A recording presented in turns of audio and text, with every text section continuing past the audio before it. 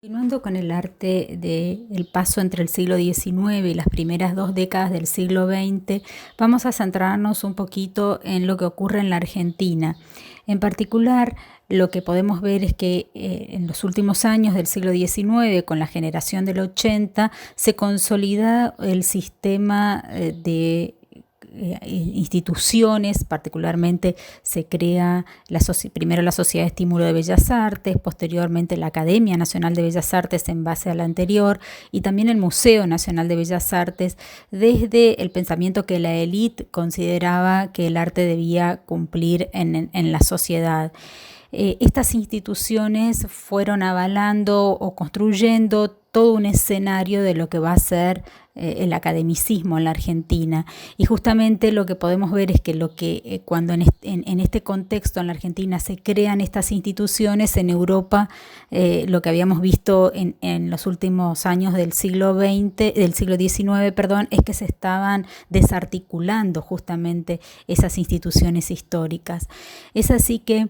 en los primeros años del siglo XX nos vamos a encontrar con artistas que están desde el ámbito de la academia incluso incorporando los lenguajes que en Europa se habían dado 3 décadas antes. Por ejemplo, a principios del siglo XX recién están introduciéndose en la Argentina los lenguajes y las prácticas del impresionismo. Y particularmente vinculados a aquello que ya hablamos en la clase anterior acerca de la representación del paisaje. Ahora sí podemos decir que a principios del siglo XX comienza a haber una perspectiva del paisaje un poco más allá de la pampa y aparecen, por ejemplo, los paisajes serranos y posteriormente ya van a aparecer los paisajes del noroeste también. Pero a lo que vamos es que los estilos artísticos que en Europa se habían desarrollado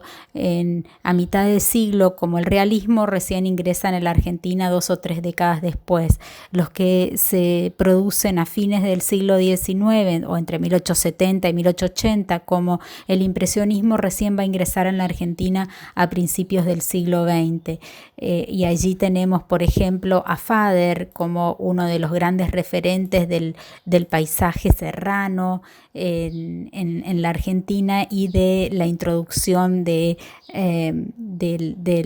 impresionismo con obras muy contundentes en cuanto a la pincelada impresionista, el uso de la luz y la influencia de la luz en los distintos objetos. Un manifiesto de la pintura impresionista argentina podría ser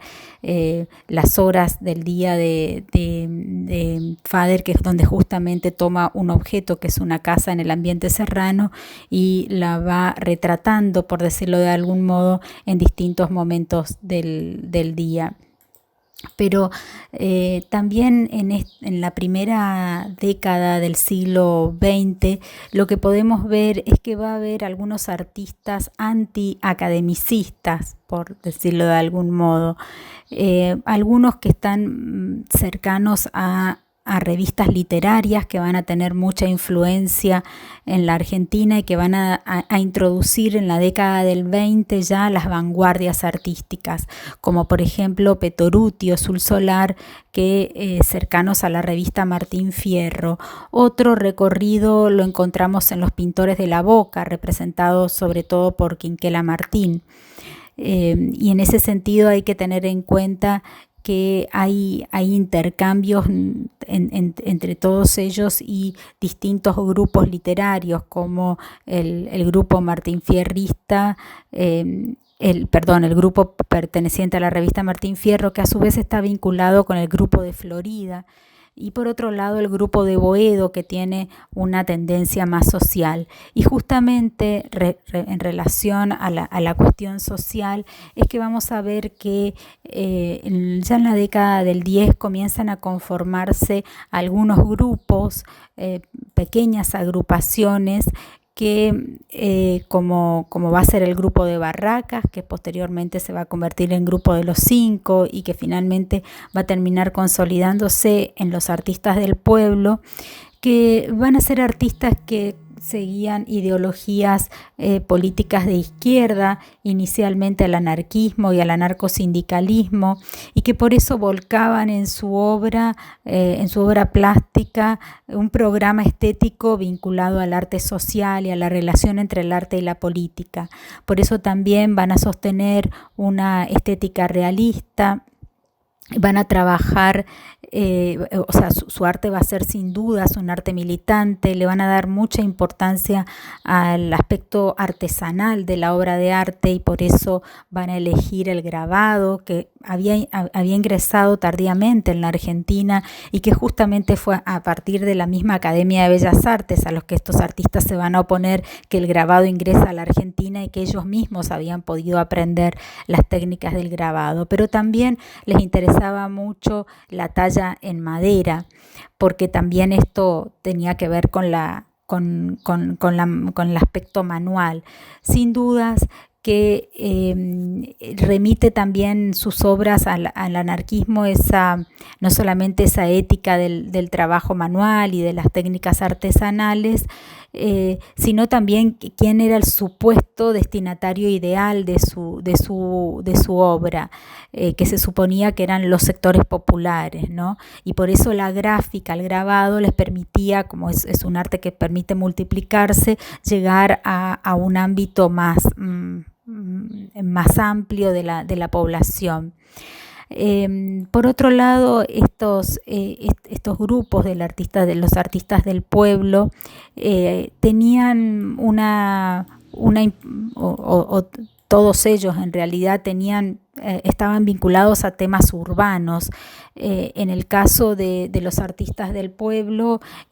trabajaron mucho las cuestiones políticas o los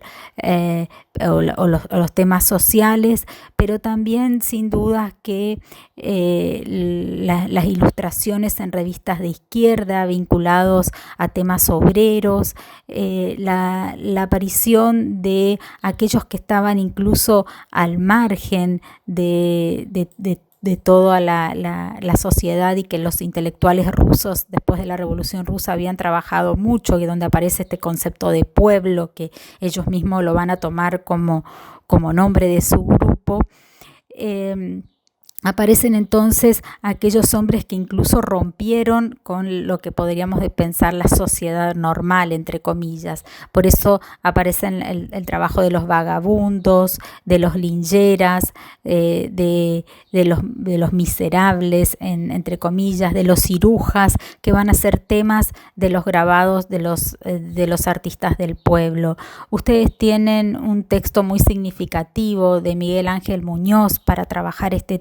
tema, porque además les da un contexto de época muy, muy interesante, los vincula a estos artistas en el ámbito del sistema artístico en la Argentina en las décadas del 10 y del 20, y cómo ellos se oponen a los salones nacionales y van a configurar el Salón de los Rechazados.